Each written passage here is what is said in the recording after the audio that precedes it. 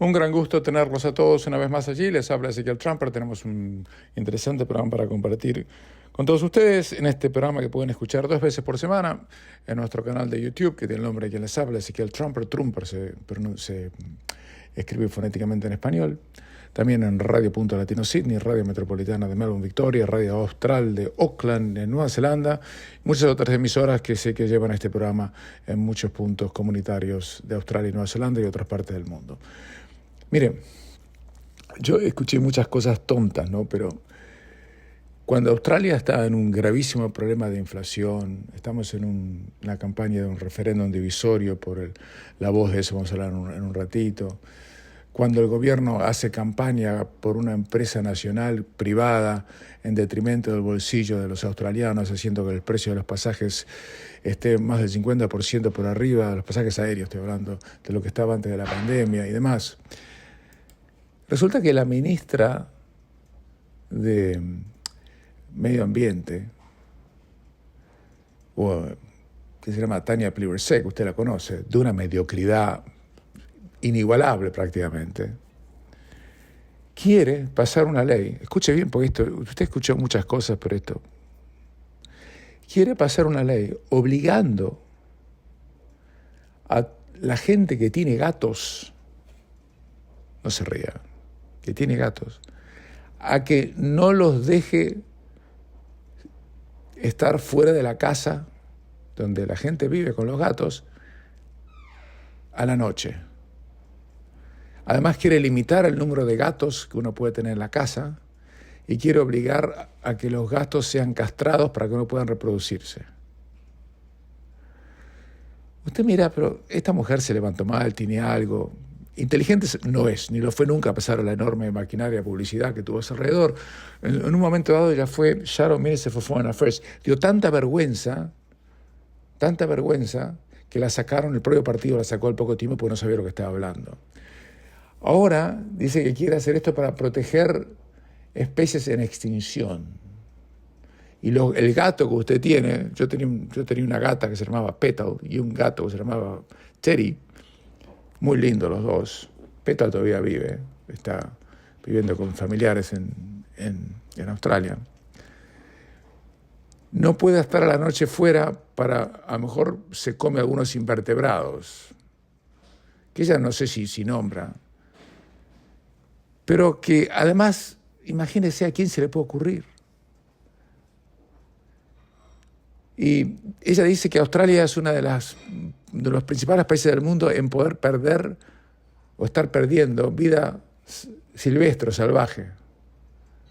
Y dice que desde la colonización, como si, claro, antes era un vergel, Australia era una potencia mundial antes de la colonización, alrededor de 100 de las especies de fauna y flora australiana se han vuelto extintas. No voy a seguir con esto porque no vale la pena, es una locura. Me imagino si usted tiene un gato, una gata, como muchos de ustedes deben tener, debe estar realmente, francamente, espantado de que alguien no puede hacer esto, sino que si le quiera se le puede ocurrir hacer esto. Pero eso es lo que está pasando. En vez, ella pone, y eso no lo inventé yo, está en la tapa de los diarios. Pero yo le quiero contar otra cosa, de la corrupción, entre comillas, estoy hablando metafóricamente, de lo que está ocurriendo en Australia con el gobierno. La ministra federal de Transportes es una tal Catherine King, rechazó la propuesta de Qatar Airways de aumentar los vuelos, 28 vuelos por semana más de los 21 que ya existen, el mismo día que mandó una carta a 5 mujeres australianas que fueron revisadas ginecológicamente, aparentemente, cuando llegaron al aeropuerto de Doha. Pero lo que ocurrió, y que estuvo mal lo que hicieron las autoridades cataríes, no fue que decidieron hacer eso por gusto. Encontraron un bebé abandonado en el baño del aeropuerto. Y se dieron cuenta de dónde había salido. Y quienes venían en el vuelo 908 de Qatar ese día, que venía de Australia, 5 mujeres, en realidad 13, 5 eran australianas, fueron revisadas. Y usan esta cosa emocional para justificar que Qatar es algo peligroso, lo que es un disparate. Qatar, yo no estoy de acuerdo en muchas políticas que ellos llevan, pero por otras razones, no por esto. Pero es tanta la corrupción moral que existe para defender a cuantas que apoya el referéndum por la voz, un referéndum peligrosísimo que cambiaría para siempre la Constitución de Australia.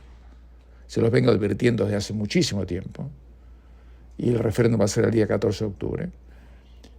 Pero en vez de hablar de eso, tratan de justificar el apoyo a cuantas criticando el régimen de Qatar, donde Australia no tuvo ningún inconveniente, no solo en mantener relaciones diplomáticas, sino hasta en mandar a sus selecciones de fútbol a jugar un mundial que se hizo, como todos sabemos, en condiciones muy controvertidas, donde murió muchísima gente en la construcción de estadios absolutamente innecesarios, para que usted lo vea por televisión, algunos de los cuales ya han sido desmontados. Mientras tanto, sigue el referéndum de The Voice, y el gobierno no les está diciendo que si esto realmente es aprobado, y para ser aprobado les vuelvo a reiterar que se necesita mayoría absoluta en todo el país, y además, por eso no alcanza, y además mayoría simple en 4 de los 6 estados. De manera tal que si 3 estados votan que no, se terminó. No sé si se entiende. Pueden ganar con el 70% de aprobación popular, pero si pierden 3 estados, se terminó. No van a tener el 70% de aprobación popular, ni que se emborrachen, la aclaro. Eso no va a pasar. Yo creo que el referéndum va a ser rechazado por la sanidad del pueblo australiano, a pesar de la campaña tremenda que está haciendo en este momento el gobierno laborista para tratar de salvar el pellejo. Porque ellos han hecho, como les decía el otro día, de este referéndum, han hecho un referéndum sobre ellos mismos, sobre la gestión de su gobierno. Y lo que usted sabe, lo que yo sé, es que Australia está en recesión. Entró oficialmente en recesión. El dólar australiano está a 63, no ha subido. ¿Sabe por qué? Porque dicen que no van a tocar las tasas de interés más, y no las pueden tocar porque si las llegan a tocar más, se funden toda la gente que tiene las hipotecas gigantescas que sacaron cuando le creyeron al jefe del Banco Central de que las hipotecas no iban a subir hasta el 2024, cuando dijo eso hace casi 2 años atrás.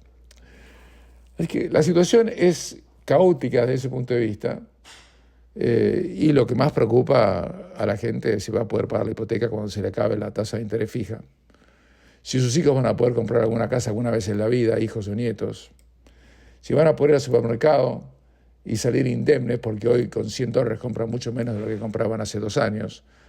Y mientras tanto tienen que perder el tiempo, no escuchándome a mí, sino escuchándome a mí contarles lo que el gobierno quiere que ustedes hagan y piensen, que es sobre el tema de la voz, o The Voice, que lo único que haría es perpetuar en la Constitución el robo legalizado que hacen muchos dirigentes aborígenes, viviendo de la teta del Estado, disculpe la expresión vulgar, sacando dinero para poder financiar programas que solamente los benefician a ellos y no benefician absolutamente a nadie más, porque se ha gastado miles de millones de dólares en ayudar a los aborígenes y eso no ha servido para nada. Si ustedes creen que con 92 palabras de la Constitución eso mejoraría, yo les puedo asegurar que es al revés, empeoraría. Hacemos una pequeña pausa y continuamos. Se cumplen en los próximos días los 50 años del golpe de Estado que terminó con el gobierno de Salvador Allende y tuvo como consecuencia la creación de un régimen de facto en Chile que duró 17 años, que tuvo su aspecto negativísimo con las violaciones sistemáticas a los derechos humanos y aspectos muy positivos en relación a la modernización de la economía del país, ya que los militares, cuando asumieron, tuvieron la inteligencia, entre comillas, de decir no sabemos nada de economía, vamos a elegir expertos, y Chile desde ese entonces, hasta hace muy poco, se transformó en un país moderno económicamente, cosa que no ocurrió con todas las otras dictaduras que había en la región en ese momento. Mi posición al respecto es que yo estaba en contra de las violaciones de derechos humanos, pero por otro lado sabía perfectamente, y en ese momento también, y mucho más, y ahora muchos más años en el lomo, más claramente, que el gobierno de Allende era un verdadero desastre, que la infiltración cubana era brutal y que el plan era hacer de Chile un país comunista. Eso de ninguna manera justifica la brutal represión del gobierno de Pinochet, que pudo haber hecho las cosas de otra manera, pero a ese gobierno había que frenarlo, porque si no lo frenaban, Chile terminaba en una dictadura comunista, como muchos dicen, y hay muchos documentos al respecto. Vamos a contar dos cosas. Primero voy a poner al aire un documento que habla de los planes que tenía Cuba sobre Chile. Y saquen ustedes las conclusiones que les parezcan. Esto es un tema muy controvertido y yo quiero darles toda la información y ustedes después decidan lo que más les convenga o prefieran. Ahí va. Desde la Revolución Cubana, Chile era un país con un escenario político muy curioso. En este país, el socialismo era una ideología muy popular. Gran parte del pueblo chileno tenía una mentalidad muy de izquierda, además de que este país tenía a populares políticos socialistas y de izquierda como Salvador Allende. Allende, desde finales de los 50, mantuvo relaciones con el gobierno socialista cubano, que a pesar de que ya desde los años 60 estaba financiando y entrenando a un grupo guerrillero chileno, el Movimiento de Izquierda Revolucionaria, o MIR, se abstuvo de tomar acciones más violentas contra el gobierno chileno.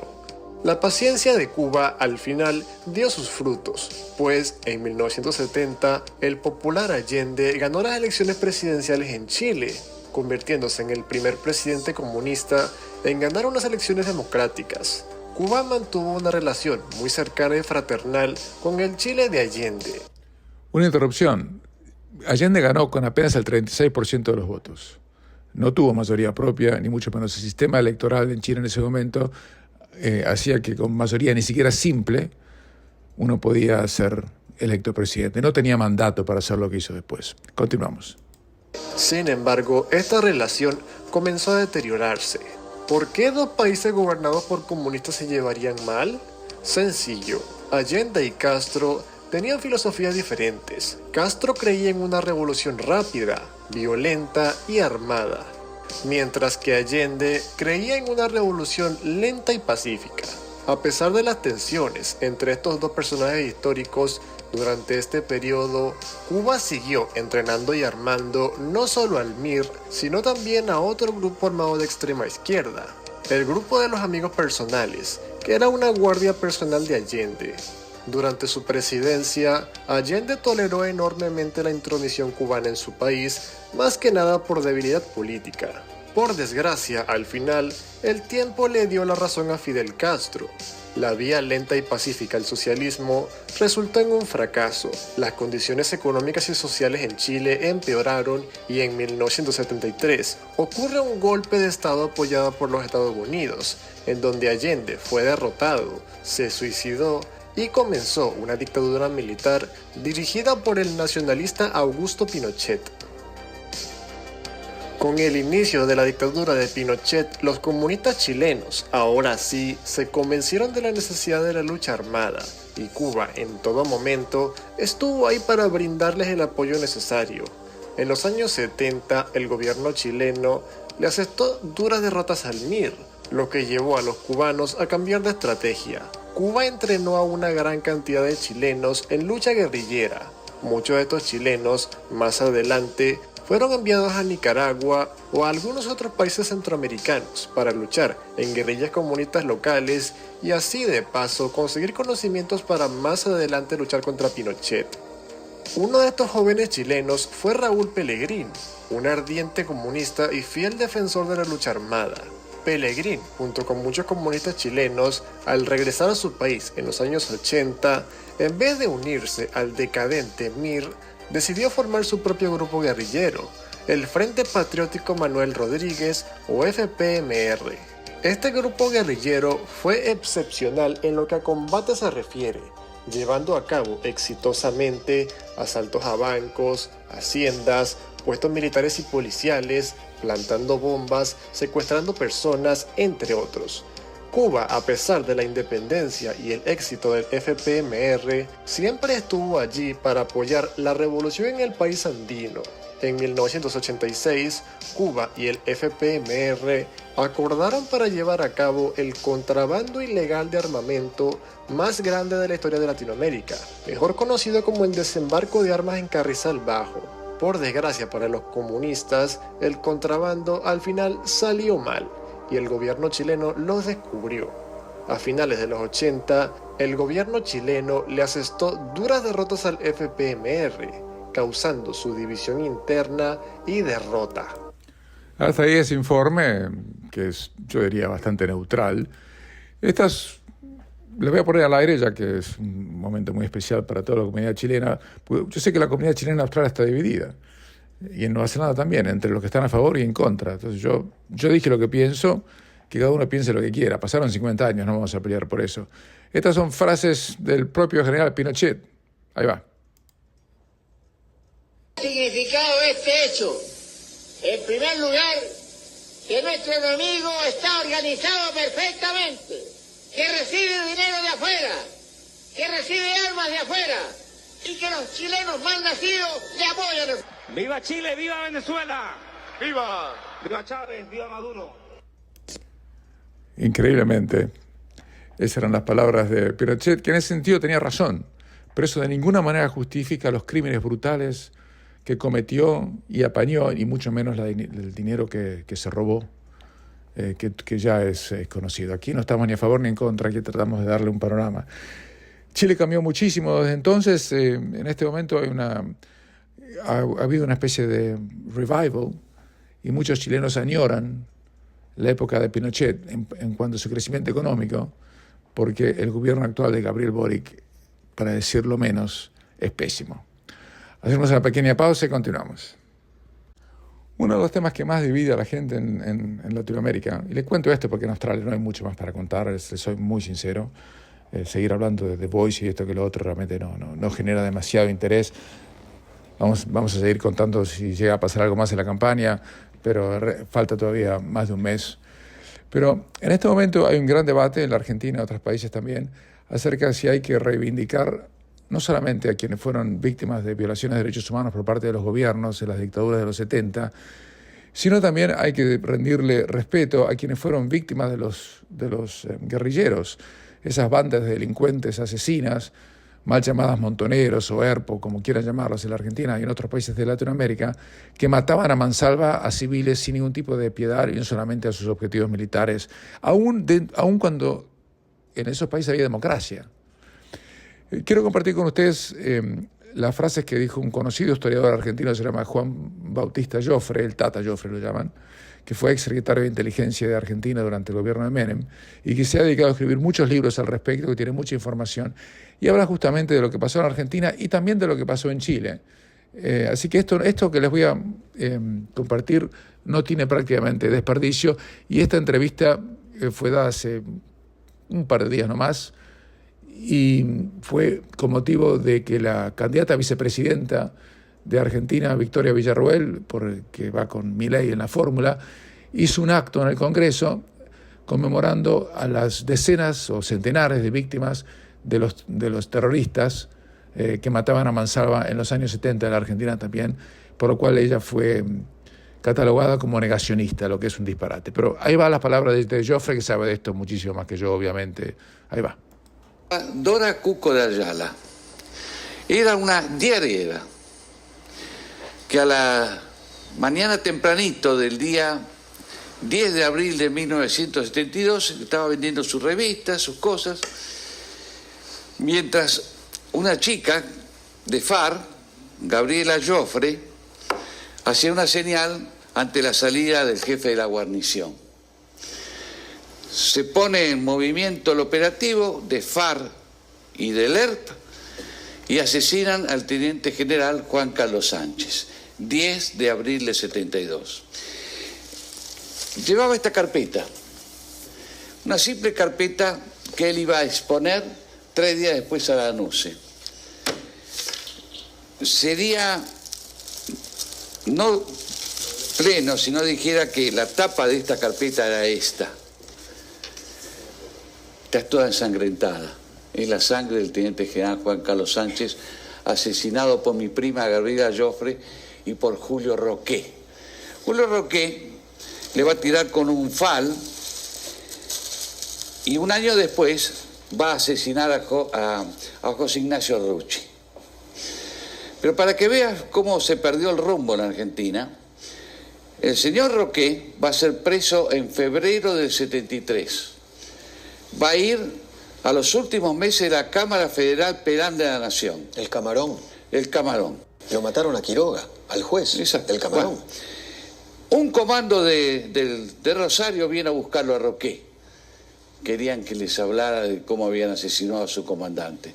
Y el juez dijo, a mí no me lo sacan, está bajo mi jurisdicción. Y se quedó a dormir ahí para que a Roqué nadie lo tocara.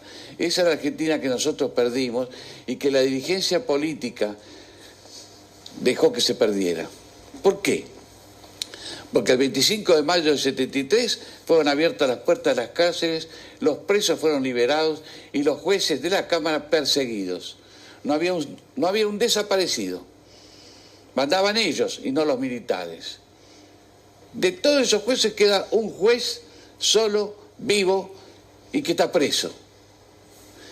En fin, esa es una parte de la Argentina que se perdió. Cuando Perón quiso armarla de nuevo, la justicia no quiso, porque ya los habían dejado plantados.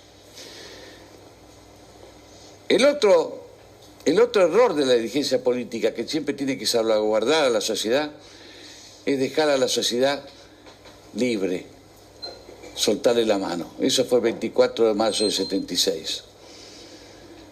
Porque pudo haber parado el golpe. ¿Cómo se paraba el golpe? Con Ítalo Argentino Lula de presidente, como quería Balbini, y un sector del peronismo. No fue posible. Había sectores muy fuertes que querían continuar con Isabel a pesar de todo. Y ahora estamos pagando los precios de que volvemos a repetir y volvemos a discutir sobre el pasado. Acá hubo un presidente que indultó, le dijeron cualquier cantidad de cosas. Menem. Década del 90. Lo decimos para los más jóvenes porque... Se lo estoy contando a ustedes, chicos. Menem dijo, el que no está de acuerdo puede dejar el gobierno. No hay problema, puede dejar el gobierno. Todos se quedaron paraditos, nadie dijo nada. Protestaron solamente cuando llegó Kirchner al gobierno, porque ahí se hizo el pacto. El pacto es un acuerdo entre Kirchner y los muchachos que están en el periodismo, progresistas, y algunos fueron miembros de las bandas terroristas, y nunca más habló de corrupción, nunca más habló de los problemas internos del gobierno de Kirchner, ¿no? Desapareció la palabra corrupción. Y seguimos pagando eso porque ahora nos quejamos los argentinos, yo te escucho mucho, Eduardo, nos quejamos los argentinos de la vicepresidenta que tenemos. Señores, tenemos una presidenta que está condenada por ladrona y sigue estando como si nada en su despacho de vicepresidente de la Nación, que ocuparon despachos que ocuparon grandes figuras de la política argentina. Y estamos acá. Falta un mes. En un mes hay que definir esto. O seguimos todos presos del pasado, conculcados incluso por la clase política, o deberían hacer una sensación de alivio y de libertad. Depende cómo se desarrolle el proceso. Para decir que todo lo que estás contando y relatando es porque querés negar que aquí hubo una dictadura, que sos un negacionista. Quiero saber qué persona me lo va a decir en la cara, porque voy a tener que recordarle que yo me fui de Argentina durante el proceso militar. Y que en la única entrevista mano a mano que yo tuve con Videla le dije, mire general, vamos a hablar hasta el 24 de marzo. Estaba escribiendo mi segundo libro, Nadie fue. Porque hasta el 24 de marzo había un gobierno democrático, después vino usted. Y cuando usted era presidente yo me fui de Argentina. Y me dijo, ¿por qué se fue? Le di las razones y me dijo, lo entiendo, se terminó. O sea, que me lo vengan a decir y que me pregunten qué hacía yo en el exterior. Viste que recordar a las víctimas del terrorismo significa automáticamente que te digan que estás reivindicando la dictadura. Pero las víctimas del terrorismo estamos hablando de José Ignacio Rucci, hermano. Secretario general de la CGT, dio la vida por Perón. A Perón le dijeron, me cortaron las piernas cuando lo mataron a Rucci. Y como eso fue, el mismo día que mataban a Sánchez, asesinaban a Oberdan Salustro. que era el director de la Fiat en la Argentina. Uno en Rosario y el otro en el Gran Buenos Aires. Pero esto tiene todo un inicio. A las cosas hay que ponerle fecha. 4 de enero de 1960, 10:30 de la noche. Ese día, el Che Guevara le enseñó a 5 argentinos cómo había que armar la guerrilla en la Argentina para ocupar el poder. Estaba Sara Gallardo, que fue una gran escritora de esta casa, La Nación, y otra gente. Le explicó cómo había que hacerlo, que había que iniciar en Córdoba, cómo había que bajar a los pueblos, ocupar, robar armas, matar, todo eso. Hasta que al más maduro de ese grupo le preguntó, pero dígame, ¿y usted qué cree? ¿Que el ejército argentino o la gendarmería van a actuar de la misma forma que lo hicieron en Cuba? Donde les pagaban a los cubanos para que se rindieran. Y el Che Guevara dijo, son todos mercenarios. Pero ese día ya empezaban a enseñar cómo había que atacar la Argentina. El terrorismo hacía esto. Perón vino para eso. Mira, el terrorismo hacía esto, por ejemplo, pone esa imagen anterior, ¿no? Sí, eso era la muerte de Paula Lambrusquini. Exactamente. La calle Pacheco de Melo. Había cientos y cientos de bombas por día que explotaban en la República Argentina. Bombas, muertos, un muerto cada 2 horas, gente acribillada. Balbín que le pregunta a Videla y a Viola en una casita en Palermo Chico, general, ¿cuándo terminan con esta agonía? Palabra clave, porque agonía era la que ponía el señor Jacobo Timerman en la tapa de La Nación, por esos días también. La diferencia entre Timerman y otros... En La Opinión, el diario La Opinión, Timerman. Timerman, sí. Timerman, okay. La diferencia es que Timerman estaba en un diario que recibía fondos de montoneros. Vamos a contarnos las cosas, porque si no estamos mintiendo. Debería haber estado preso, pero no torturado. Ese fue el error. Pero no había Cámara Federal. Había un pecado de origen también ahí. Y como eso ocurrieron muchas cosas. ¿Por qué a los jóvenes no se les cuenta la historia completa? ¿Por qué solamente del 76 en adelante y no antes del 76? Por ejemplo, del 60 al 76. Bueno, hay una suerte de batalla cultural que la izquierda ha trabajado con mucho más ahínco y con mucho más profusión, con más medios. Con más periodistas. Con más periodistas, más escritores, los sectores intelectuales, como dicen. Los Berbisky de la vida, ¿no? Los Berbisky de la vida. Berbisky, sí, Berbisky estaba jefe de la base Lima. Era el que recibía o veía pasar ante su vista las valijas con los dólares del secuestro de Nosbón que salían de acá en las valijas diplomáticas de la Embajada de Cuba y pasaban por Lima y ahí subían un avión de Aerocubana e iban a La Habana. No en vano vino Perón para eso. Perón vino a terminar y a combatir al comunismo. Lo dijo, pero no lo quieren escuchar. Perón triunfó el 23 de septiembre de 1973. El día lunes 24 de septiembre de 1973, como presidente electo, mandó a un enviado especial a Chile y tuvo una reunión con la Junta Militar para darle su solidaridad y apoyo al gobierno chileno. Tengo el acta de esa cosa y tengo la grabación. O sea, no hablo en el aire como hablaría Berbisky, que te habla sin papeles. Ese es el Perón que vino a pelear, a poner orden en esta casa. Ese es el Perón que yo cuido. El Perón, por ejemplo, que hablaba ahí en la Plaza de Mayo, no sé si lo tenés ahí, ¿no? Ponelo. Perón habla. Que ajustasen sus organizaciones porque venían días difíciles. No me equivoqué, ni en la apreciación de los días que venían, ni en la calidad de la organización sindical. A través de 20 años, pese a estos estúpidos que gritan,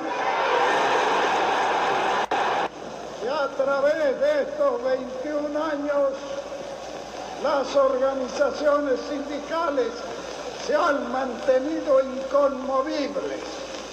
Y hoy resulta que algunos imberbes pretenden tener más méritos que los durante 20 años lucharon.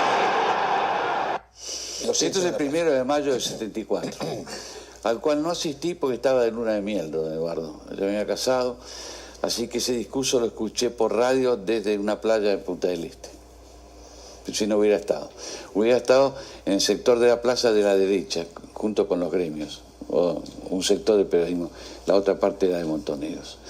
Pero para esos días ya a Perón lo habían agraviado, le habían insultado a su mujer que estaba ahí, era innecesario todo eso. Y le habían dicho además que ellos no iban a abandonar las armas, porque si habían llegado hasta donde habían llegado era por las armas, así que no las iban a abandonar. O sea, el 76 empieza de alguna manera aquí, ese día. No, yo te diría, sí, pero te diría porque que fue todo un Perón proceso, es más preciso, ¿no? Perón es más preciso, va a ser en privado y en público con la gente. En público porque ya había frases que él largaba en la CGT, en público porque va a decirle a estos muchachos lo que realmente había pasado en Chile, los había retado. Nunca le hicieron caso, era parte de todo un proceso que Perón conocía muy bien y al cual se expuso como político. Lo que Eve de Bonafini y compañía llaman los jóvenes idealistas, ¿no? Los jóvenes idealistas, pero todo este chiste empezó en febrero del 71, que es cuando Galimberti va a Puerta de Hierro, pagado por una persona que después fue diputado, Diego Muñiz Barreto, y le va a dar una carta de Montoneros. Pero hay que comprender lo que es la táctica y la estrategia. Perón quería volver, no sabía cómo volver, y estos muchachos dijeron: nosotros lo vamos a ayudar a morder los talones de los militares para que se vayan. Hasta ahí creo que que una lección de historia de alguien que fue protagonista y que obviamente pasó muchos años de su vida investigando archivos, que es la única manera, y hablando con los protagonistas de la época, que es la única manera de investigar lo que pasó. Y ustedes ven allí, Perón le había dado el apoyo a Pinochet, lo dice él, tiene la grabación, y que en la Argentina y en Chile y en todos esos países hubo una infiltración deliberada por parte del comunismo cubano, que querían hacer de esos países algo que finalmente nunca fueron, felizmente. Hacemos una última pausa de este programa distinto que le estamos presentando en relación al 50 aniversario del golpe militar en Chile, y continuamos. En horas nomás empiezan las eliminatorias sudamericanas para el próximo Mundial. Como todavía nos acordamos del Mundial anterior, que terminó el 18 de diciembre pasado, empiezan las eliminatorias para el próximo, que va a tener lugar aquí en Estados Unidos, fundamentalmente con algunos partidos en Canadá y otros en México. Las eliminatorias sudamericanas, para ser muy sincero, para mí es un chiste. Esto es una parodia. Yo creo que es lo más absurdo que he visto en mi vida. El formato es el mismo de siempre. Pero la diferencia es que como en el Mundial de Fútbol próximo va a haber 48 equipos participantes y no 32. De la Conmebol van 6. Y hay 10 participantes. Entonces entran 6 de 10. Es una cargada. Porque ¿qué va a pasar después de la fecha 9 o 10? Cuando quizás Brasil o Argentina estén, o alguno que otro, Uruguay o Chile, o quien fuese, estén ya clasificados. Pase lo que pase prácticamente. Y van a tener que jugar partidos contra equipos que necesitan los puntos imperiosamente, y a lo mejor van a jugar contra un equipo muleto o van a jugar contra los mismos jugadores titulares, pero que no les va a importar nada, pues ya están clasificados. Y la motivación no puede salir de la nada, tiene que venir de una necesidad. Pero por lo menos las primeras fechas van a ser interesantes, después se va a diluir en una farsa. Las eliminatorias empiezan en las próximas horas. Paraguay juega con Perú, es el primer partido. para jugar a hora muy temprana de Australia el día viernes. Colombia y Venezuela. Argentina debuta con Ecuador, igual que las eliminatorias para el Mundial de Rusia, y en ese caso jugaron Argentina y Ecuador en la cancha de River, y Ecuador ganó 2-0, está claro. El técnico era Martino, a quien vi hace unos días nomás dirigiendo al Inter Miami. Al ratito después juega Chile con Uruguay en Montevideo. Uruguay que debuta con Marcelo Bielsa, controvertido como siempre. A mí no me cae bien Bielsa, les aclaro. Un hombre que no da conferencias de prensa, que es prepotente con los periodistas, habla... mejor dicho, no da conferencia de prensa, nunca da entrevistas. Si la conferencia de prensa son monólogos de él, donde no se le puede repreguntar. Entonces nunca, él dice lo que quiere. Cuando no le gusta algo no lo contesta y otra cosa. Y parece que Bielsa está enfrentado porque no convocó ni a Cavani ni a Suárez. Algo de razón Bielsa tiene. Cavani tiene 37 años, Suárez anda por los 35, 36. No llegan al próximo Mundial. Entonces tiene que renovar el equipo. Pero igual, que llamó a la prensa de mentirosa, de un estilo prepotente que a mí me cae muy mal. Y después Brasil juega de local contra Bolivia, que son 3 puntos seguros prácticamente para los brasileños. Y después, 4 días después, Bolivia recibe a Argentina en La Paz, siempre un partido peligroso para los argentinos por la altura. Ecuador recibe a Uruguay. O sea, Uruguay tiene 2 partidos complicados. Juega contra Chile de local y contra Ecuador de visitante en la altura. Venezuela con Paraguay. Chile recibe a Colombia, un partido complicado en Santiago. Y Perú recibe a Brasil, que no es fácil para ninguno de los dos, aunque Brasil tiene que ser candidato. En Brasil dejaron o desafectaron del plantel al goleador del Manchester United. O goleador tanto ahí no es como es el jugador Anthony, por haber sido denunciado por acoso sexual, violación o algo parecido. No es que me parezca una liviandad esto, ni mucho menos. Ahora les cuento, por qué digo lo que digo. Lo denunció su novia en Manchester. Eso ya que esto pasó en Inglaterra. Es lo mismo que le pasó al jugador de Manchester United, Greenwood, que lo acusaron, después nunca lo llevaron a juicio y perdió su carrera, y ahora en vez de estar jugando de titular al Manchester United, está jugando en el Getafe con el sueldo pagado por el Manchester United, que le paga el 80 o no sé, el 40, o sea, más del 60% del sueldo, porque el Getafe no tiene plata para pagarle obviamente a Greenwood lo que ganaba en el United. Entonces el United lo manda al Getafe para ver si recupera su nivel futbolístico después de 1 año y medio sin jugar, y lo puede vender en la próxima temporada al precio que presuntamente vale. Lo mismo con Anthony. Anthony no ha sido condenado por ninguna corte, pero ustedes saben perfectamente que en el mundo de hoy la condena por una corte era una cosa que valía antes. Hoy, con una condena, las redes sociales alcanzan y sobra para cancelar la carrera de cualquier artista, director de cine, pregúntenle a Woody Allen, cualquier músico, cualquier profesional, cualquiera. Vivimos en un mundo completamente enrarecido. Y esto es todo lo que tenemos por hoy. Fue un programa diferente al que hacemos habitualmente, porque quería compartir por parte de Voces Latinoamericanas uno de los temas más polémicos que existen en Latinoamérica hoy por hoy. 40, 50 o 60 años después, se empieza a reconocer la infiltración comunista cubana en Latinoamérica, los desastres que causó y las reivindicaciones que aún hoy, increíblemente, sigue recibiendo por parte de sectores del periodismo muy importantes y hasta del establishment. Les saludo a Ezequiel Trump y será hasta la próxima.